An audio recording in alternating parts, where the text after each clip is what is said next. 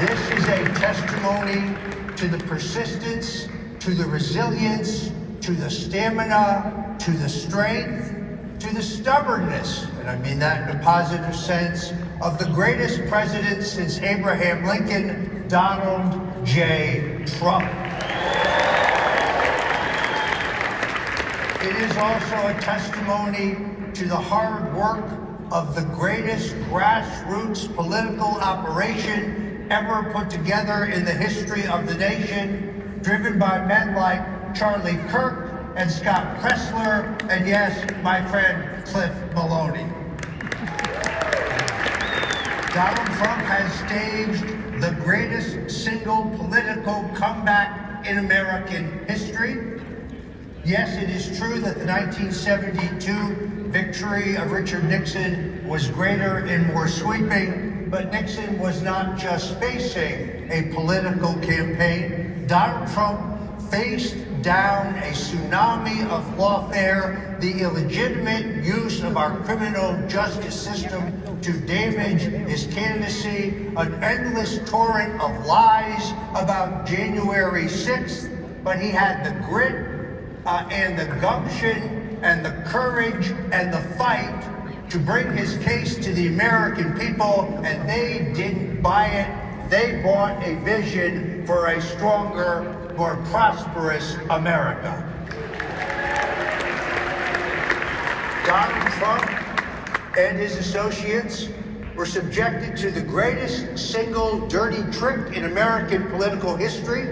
That is nothing less than an abuse of power in which the full authority of the United States government and the extraordinary capability of our intelligence agencies were used to utilize what they knew was fraudulent evidence, the Steele dossier, and the false claim that the Democrat National Committee had been the subject of an online hack by Russian assets, and that information had been lied to the Trump campaign. This is a lie the American people saw through. I was a target in this simply because I am a 45-year friend and supporter of the president. But now when we examine these things, because that is an act of treason, we're accused of being for revenge or retribution. No, my friends, what we seek is a rebalance of the scales of justice so this country can return to one standard of justice, not the two-tiered justice system. Only yesterday I read a shocking House report that proved that Congressman Adam Schiff and Congressman Eric Swallowswell leaked classified documents during the Russian collusion hoax in violation of the law, and I have sent a full copy of this congressional report to Pam Bondi.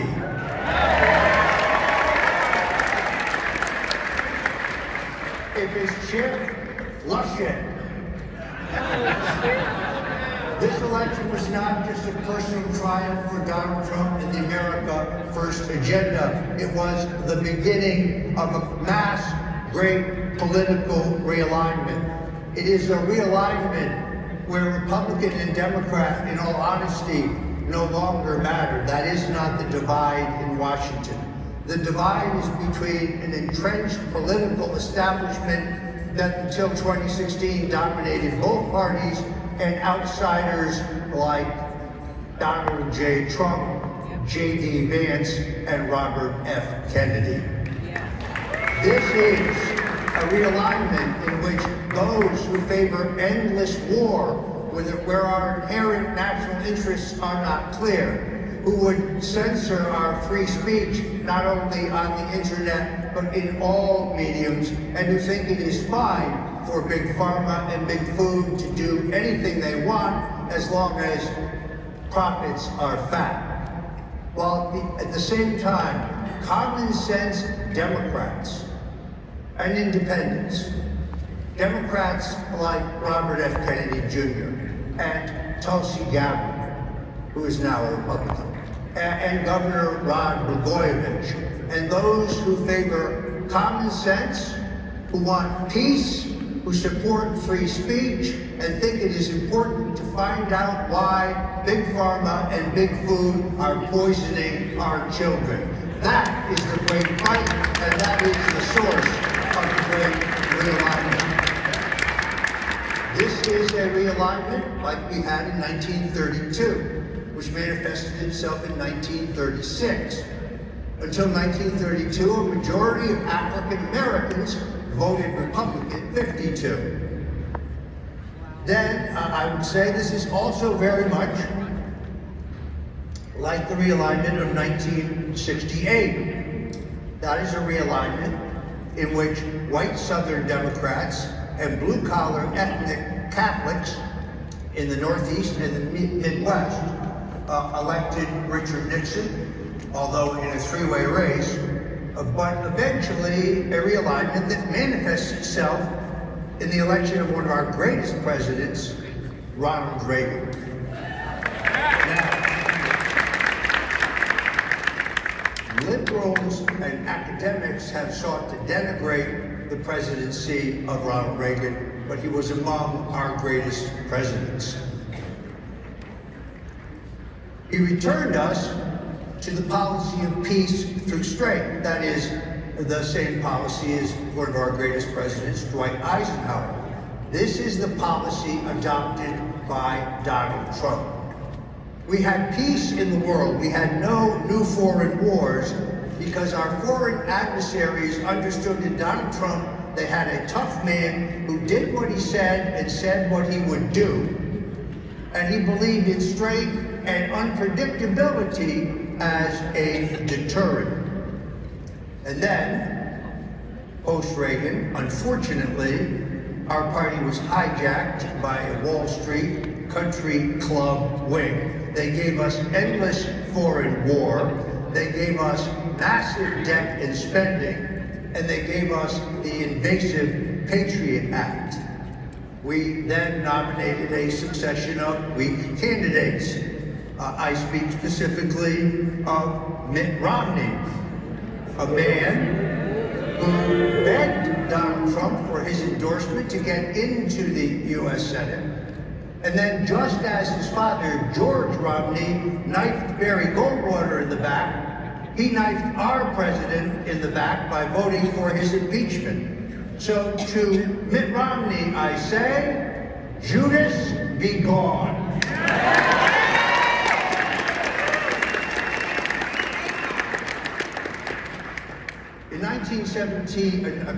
In 2017, Donald Trump came to the White House from the world of business.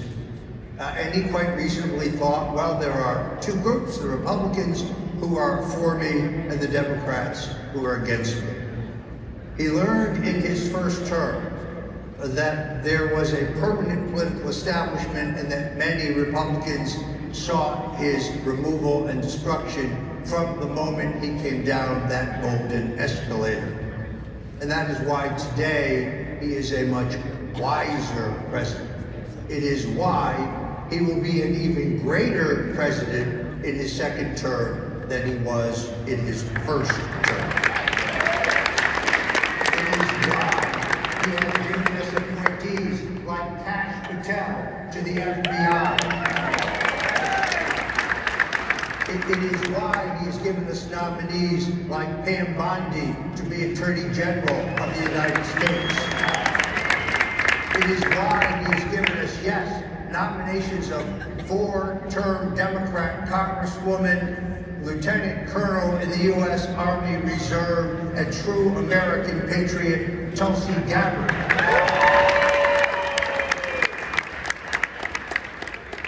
It is why he has given us nominees like a man I watched being kneecapped when he tried to run for president as a Democrat, where they used the same tactics against him that they used against Bernie Sanders, and then hamstrung by lawfare when he sought to seek the presidency as an independent, and who then came to realize that it was best to put his personal ambitions aside, and because he's opposed to war, and because he believes in free speech, and because he wants to make America healthy again and deal with the issue of child chronic disease, has joined into this great alignment. This is a new team of reform. Let's be clear, as we saw this past week regarding the continuing resolution in the Congress pertaining to our financing. Our problem today are not the socialist, screwball, Marxist Democrats. Our problem today are the weak-kneed, gutless, feckless, lily-livered, white wine swilling, breed cheese eating establishment Republicans who have neither the guts nor the balls to fight for America.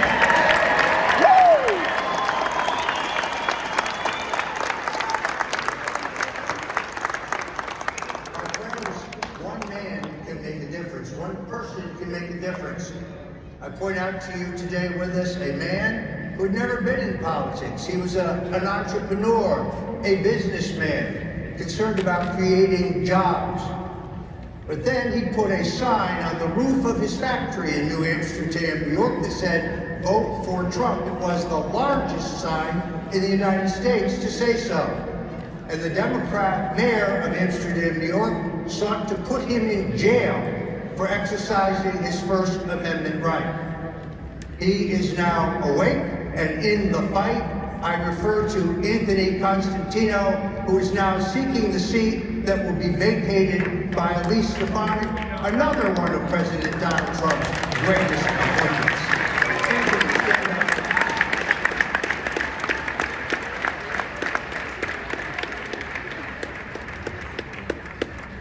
My friends, the danger is not over. The deep state will not just ride off into the night. So I ask you, in my final remarks here, to do one thing, one important thing. Pray. Pray for the safety of our president. Pray for the safety of his family. Pray for the safety of those he is called on to serve. I've experienced miracles in my own life. I've experienced multiple miracles after I was given an unconditional presidential pardon. My wife was diagnosed with an aggressive stage 4 cancer. And I prayed to the Lord that she be saved. And I'm happy to tell you today, thanks to the healing power of Jesus Christ, she is free of heart, cancer.